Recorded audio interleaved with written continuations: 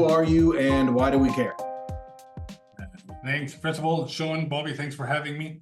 So yeah, my name is Haitham Eletrabi. I'm originally from Egypt. Came to the US back in 2009 to get my PhD in civil engineering. And along the way, I got my MBA from Auburn University, just 90 minutes south of Atlanta. So not a typical tennis guest, I guess. But my folks grew up watching tennis and loving tennis. And they wanted my sister, my younger sister, to be the next Steffi Graf. Spoiler alert, didn't work out.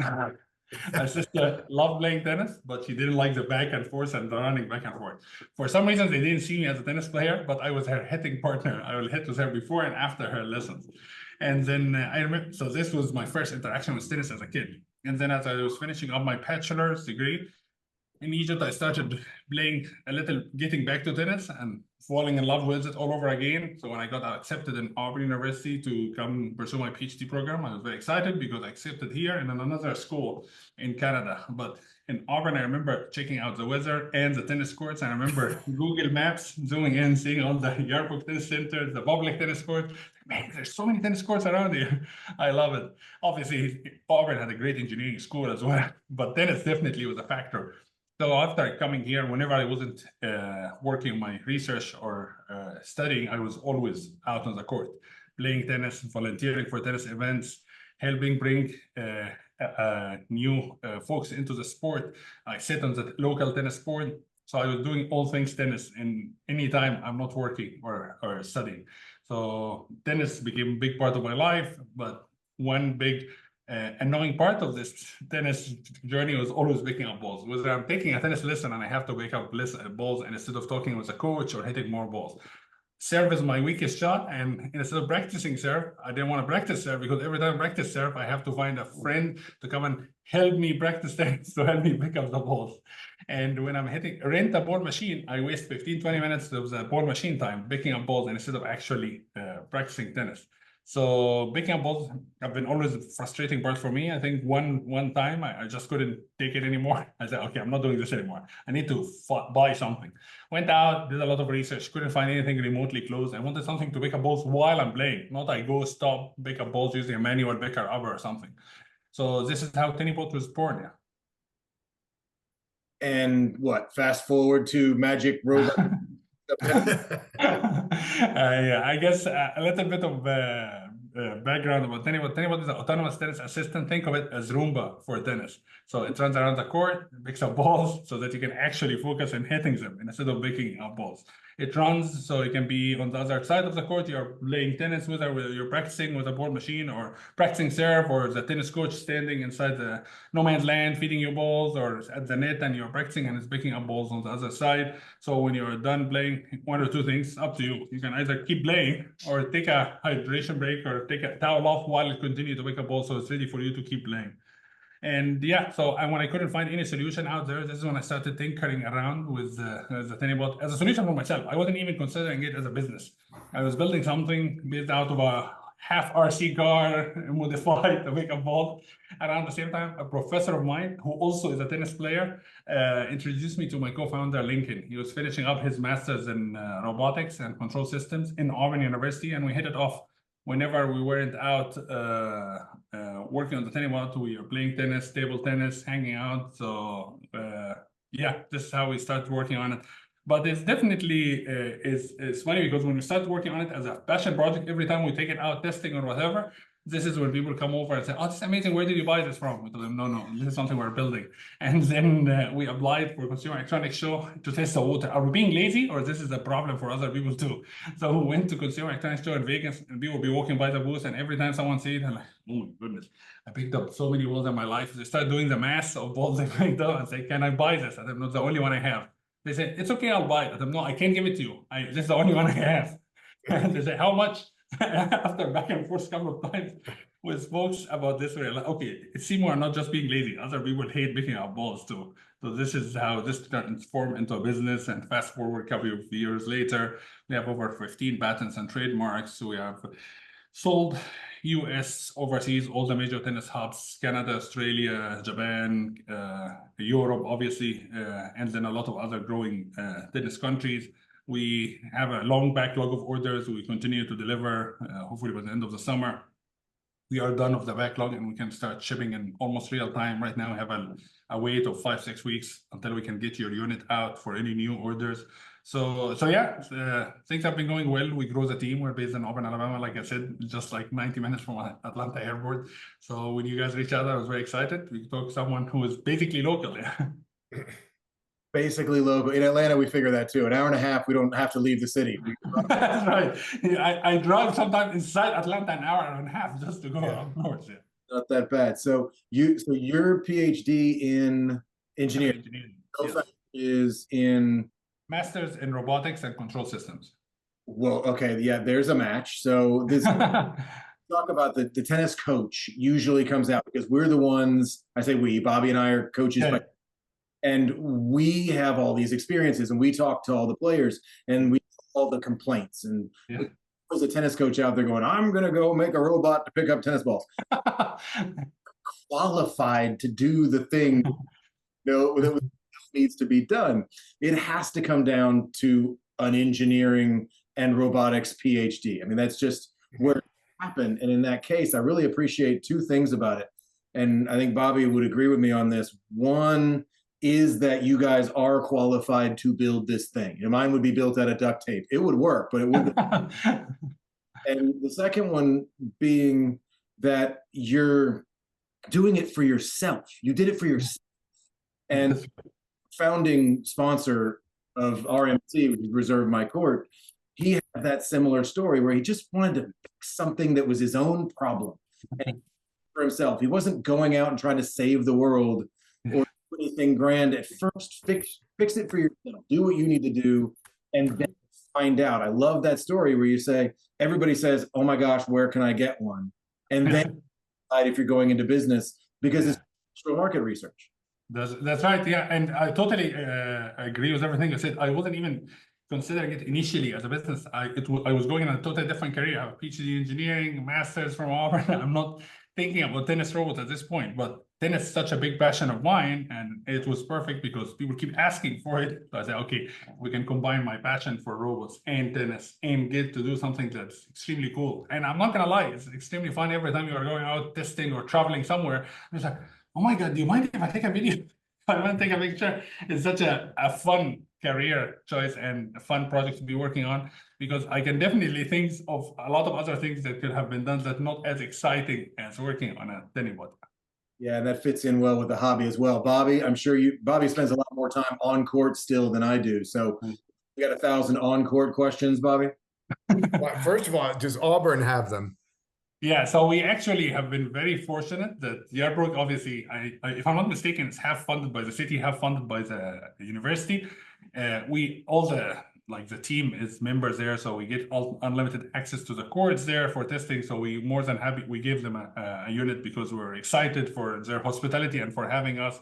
And every time we have a new generation, we update the ones they have. And we get obviously orders from a lot of other schools and stuff, but Auburn have a special place for us just because of the fact we got our start. No, And I wanted to make another comment, sorry, before to interrupt. You were mentioning tennis coaches and experience. We talked with numerous tennis coaches when we first started working on this because, again, we only have the angle at the time when we started working on the Tennibot as tennis players, but we wanted to make sure we get the input from tennis coaches. So I remember not only talking with the tennis coaches in the Auburn area, I remember we used to travel to Birmingham, Montgomery, Atlanta, talking with coaches, showing them the initial sketches and stuff. And it's funny, a lot of coaches seem to get it right away. Once I show them a sketch, it's not even a video at that point. And they say, oh, is this a robot that picks up ball? I think, man, I wanted to build one. And it's funny how many times we have I wanted to build one for so many times because it seemed like a common problem for a lot of folks because they hear it all the time from students or kids, and then obviously themselves picking up balls with the students. Sorry for the interruption. Oh, no worries. One of the things I see the big problem with the lessons that I like, I would love the robot. The lessons that I'm not thrilled about, I want to pick up balls and I want to pick up balls for a while. So, most of the time pick up balls. Yeah. Right. It might give an instructor's secrets away a little bit. So that's the only thing that I'm afraid of with the robot. Like, oh, the robot's not working today. Yeah, I forgot to charge it. That's I it. forgot to, there you go. I forgot to charge it. I can do that. Yeah, So and then like, that's my only fear there. So where's the success been as far as who's buying it? so we obviously product have been seeing a lot of orders coming from B2B and B2C. B2B is clubs, academies, resorts, and B2C individuals. Initially, we are focused on individuals just because of the fact is individuals allow us to get this feedback right away. I send it to an individual. I know they're using it. I know they buy it. I know they're going to tell me they like this, they don't like this. This is their favorite part. This is their least favorite part of the product. Problem with clubs and academies is the person doing the buying is not necessarily the person doing the using. So I wouldn't get that instant feedback. So initially we used to send it both equally, but then I would keep hunting down the director or the person in charge of the state. So who's using the robot? They say, yeah, it's one of the coaches. Which one of the can we talk with one of the coaches? I want to see what they like, what's their favorite part, what is their least favorite part to continue to improve the product, especially at such an early stage of a product as complex as the Tennibot. So we focus our attention trying to get this feedback from individuals. Individuals, we love them. They get it, they use it within 2 days. And they're out on the court, they're telling us, oh, this part is confusing, this part is easy, this part is great, this part I didn't get it right away. And we continue to improve it. A lot of times, not even hardware. You're improving things in the user manual. You're improving things on the onboarding video. You're improving things on the app itself to make it more intuitive and easy for the user to get, you know? Very good. Now, the problem with tennis pros is they don't write the checks.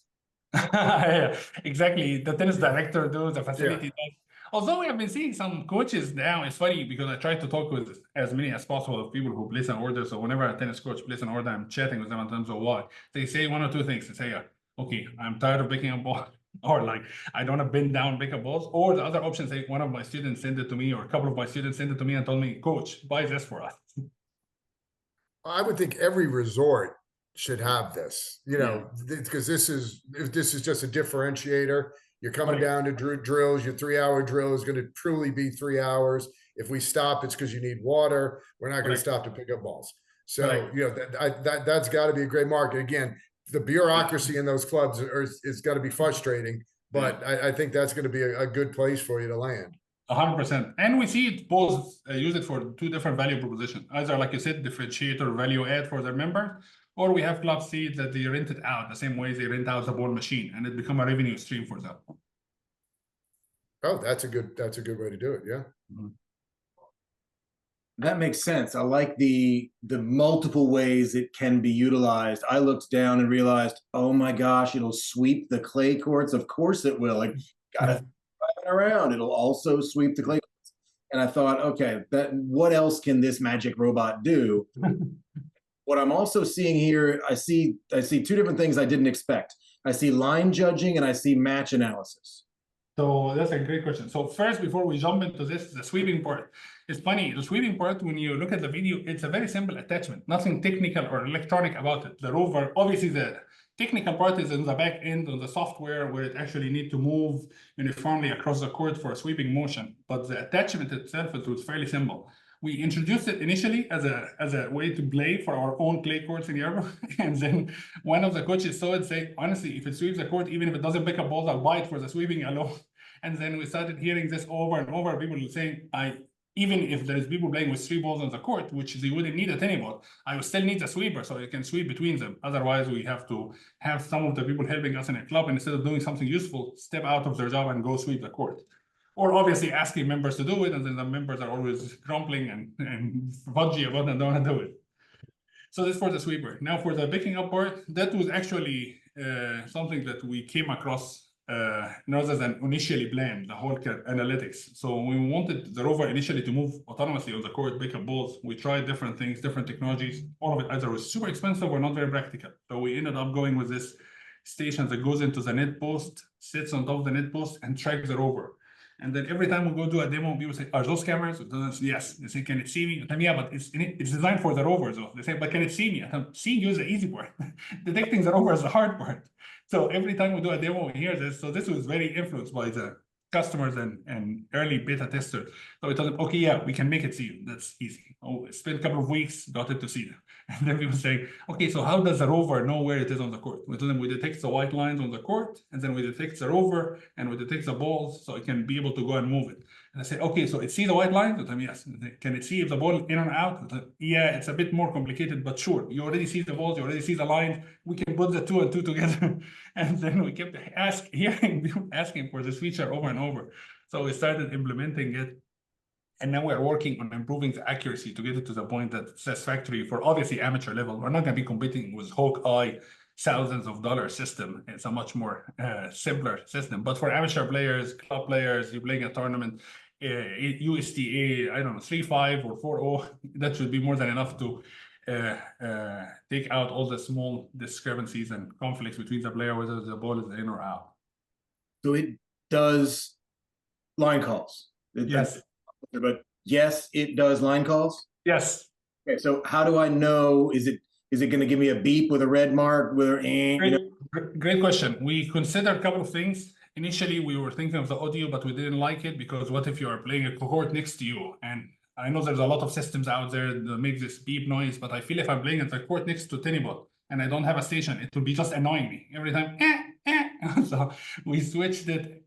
Sound just like that. Out. What's the Yeah, that's a good point, but a lot of times you will point out without even making a noise. But we thought of having it on your Apple Watch, which you can do, but again, not everyone have an Apple Watch. So we decided to add an LED ring around it that green means in, red means out, and it stays for a few seconds. So once the ball hit, if you're not sure, you look at the station, you'll be able to tell if the ball in or out. You can come back later on the app and find out which shot was which. And it calls every shot. I mean, obviously on the court, as long as it's not blocked by a player or something. Okay. No, meaning so if there is a doubles match and that ball seemed to be coincidentally aligned by the player, it wouldn't be able to see it and it wouldn't flash because they don't want to give you wrong information. Okay. So this is way beyond what I'd even considered because I'm cool with a robot sweeping the court after I'm done. Yeah. I get to just play my match and leave, or if I'm taking a lesson, how great. We all just walk away and the little robots. The Fifth Element, I think, is what I'm picturing with Gary Oldman. He's got the little robot. Everything just comes out, cleans up, and we just won't need. As a pro, Bobby, like I don't have to go out and clean the courts anymore. Can it also just trash and stick it in the dumpster? Not there yet. We didn't get to that point yet. But one thing we like about the rover, and we kind of inspired from electric cars from, is ability to do over-air updates. This means basically you buy the product, but it continues to improve. As long as you're connected to Wi-Fi, whether at the court or at your home, we continue to improve it. One example is line calling. We continuously updating, doing machine learning, AI to improve the quality of the code.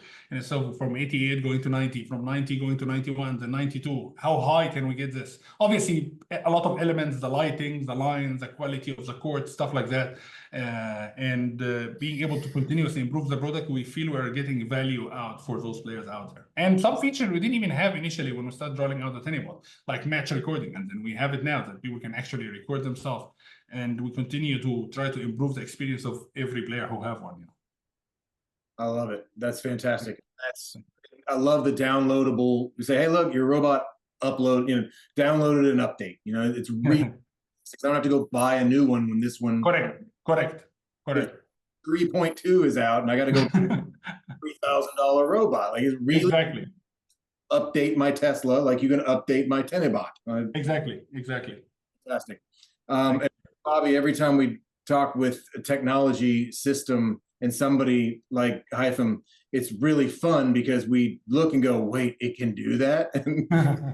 Right now, I know I'm stealing one of Bobby's questions, is from a cost point of view, are you getting anybody that's kind of balking at this level of expense? Because I know in Atlanta, and a lot of people don't know, but you might because you're close enough, Atlanta's free tennis here. So park is unlikely to pick one up. My neighborhood, they won't even put up windscreens for me. So robot to hang out at the clubhouse. So you're targeting the people that I would guess. Great question. Yeah, definitely because of the price point of the product and the value added provided, there is a specific customer segment for it. Like, let's put it this way. If you play in the free public tennis park, and I love that. I love this part about Auburn and Alabama, and I mean the whole Southeast region having abundance of available free tennis courts, because this is how we bring people into the sport. You want to minimize that friction of getting new people into the sport. But realistically, if you are buying a racket, I don't know, for more than $25 or $30 or $50, you're not going to be a typical Tennibot customer. If you are getting you play once a week, or you don't take lessons, or you're not competing in this, I don't know, USTA tournament in the weekend, really try to take down your nemesis, Tennibot's not going to be a great fit for you. If you never hit with a ball machine, or you never practice serve, or you don't even have access to a ball machine, you don't have to own one, at least use one, then the Tennibot use case will not be there. So I think obviously income level play a big role. And then the other use cases, how often you play tennis, how much do you care about recording yourself? We see a lot of common factors among our customers is obviously income level is high, and then they are really caring about the tennis game, always trying to improve. They take lessons, they practice the ball machine, they record themselves. And then the third element is, we see a lot of people up and coming. So I just started playing tennis. I really want to be good. And then they go to their league, they get whooped, they come back, they say, I'll be better. And they keep this drive. And that drive means they're getting better racket, better gear, as a robot, record themselves, take lessons, try to improve. And we love this because those are folks are like us, very passionate about tennis. Yeah.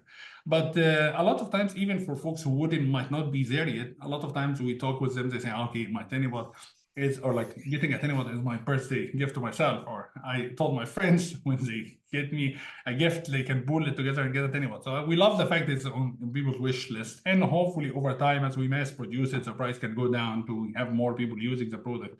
But initially, just like electric cars, like a lot of those new technologies, once those early adopters, we will give you feedback, people who care about the value. And we love the customers. We are trying to give them white glove service. This is a niche product, and we want to make sure they're happy. We don't want anyone who have a Tennibot, they don't love it. We don't love it. We have a backlog of orders, and we'll do whatever it takes to make sure you love it. Not just you use it. We want to make sure you love it, you know? Good way to do business. Bobby, you got anything else for him? Magic Robot, I was in from the beginning. I have the one question, just to keep in our theme. Can it pick up pickleballs? We are, funny enough, we get this almost on a weekly basis. Even at first I was resistant, not because hate towards pickleball, just because of the fact the court is much smaller. So I was telling them, but the court is much smaller. Why don't you just pick up the ball? But then, because I'm coming from tennis background, so going to pickleball, it's so small. And like I can walk everywhere within a few seconds. But then we keep getting pushback from folks saying, okay, but I still buy machines that throw balls. I have a ton of pickleballs. I still need it. And then we have folks say, okay, do I get your permission if I take it and modify it? Whoa, okay, if everyone keep pushing for one, we'll modify it ourselves and have a version for pickleball soon. So we're hoping by the end of the year, we have a prototype out there, and we have folks training up already for the prototype. So they buy the beta version, test it, and give us feedback. Yeah. So we will be releasing version soon for the pickleball. There you go. Because I've seen pickleball ball machines. So like you said, that's when somebody would use it. You don't want to pick up the balls and waste your time when you're in the ball machine. So I'll have the robot going at the same time. That's right. That's right, dude. I'm convinced. I'll take two. That's what we're gonna do is gonna try to help get people the Tennibot as often as they can. And I'm going to pronounce with a leading question and say, you've got a deal for our audience. You got a special deal with a code, and what do you got for us, Haitham? Sure. So yeah, when like I said, when we first connected, we usually don't offer discounts because, like, again, it's a startup and we are trying to get this. Folks are really interested in it, and we have backlog of orders. But when, again, Atlanta Tennis Podcast is just too many reasons to offer a discount for the listeners. So we are offering $300 off the Tennibot for the next 30 days after the podcast go live. For the listeners, you just enter the Atlanta Tennis Podcast in the checkout when they're buying the product, and they will get a $300 off their device. That is fantastic. I appreciate that.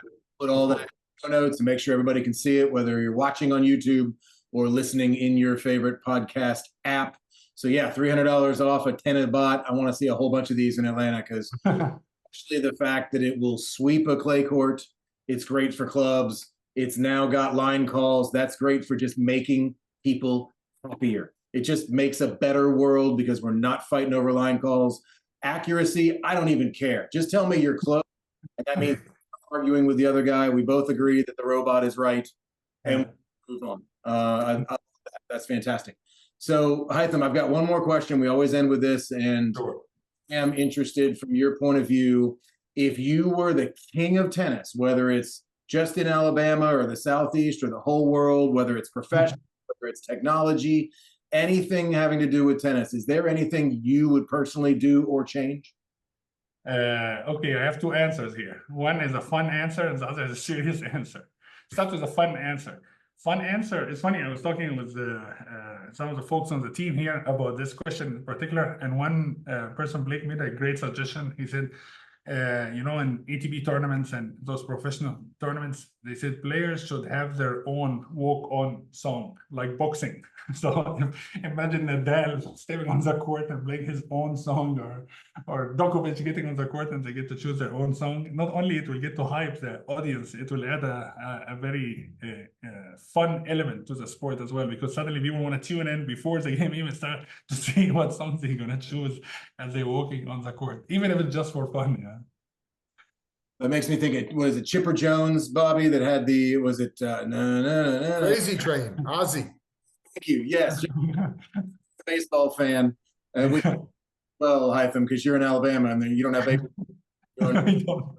Chipper Jones had that. They did that in baseball, that walk-on. Oh, really? That's funny. I didn't know that. Yeah. Oh, well, it's, you know, the Yankees, I'm a big Yankee fan, big baseball fan, and they have the greatest reliever in the history of baseball, a gentleman named Mariano Rivera. Well, they played the San Diego Padres back in the World Series in the 90s, who also had a great reliever, and he entered to AC/DC's Hell's Bells. So the Yankees actively sought a song for this, you know, for Mariano to come in, and they chose Metallica's Enter Sandman.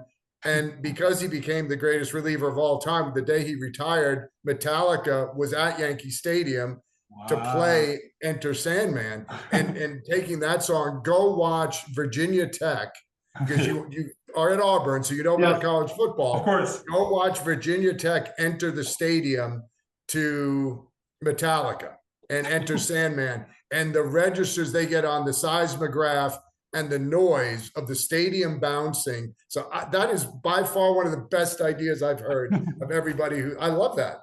Thank you. I love that. That is, tennis so needs that, and that would make tennis cool. Yeah, I love that. Thank you. I thought you were going to say tennis bots for everybody. I thought that's where I thought you were going, but that was even better. Thank you, sir. And for the serious answer, I would say I think compared, like a lot of people keep talking about how Badel and pickleball is making up. I believe big part of it is that the learning curve is very, very small compared to tennis, where you have to get this high hand coordination and get you stand your court and get the footwork, and then you get to hit a shot. It might be a while before you actually start enjoying the shots. I'm like, oh my goodness, that was amazing. I need that rush feeling again. I can't wait till I get back to the tennis court. But to get to that point, there's a lot of friction. You might lose a lot of people. I think it starts with coaching, starts with having availability for anybody new, or maybe even new who start playing tennis but still not that good.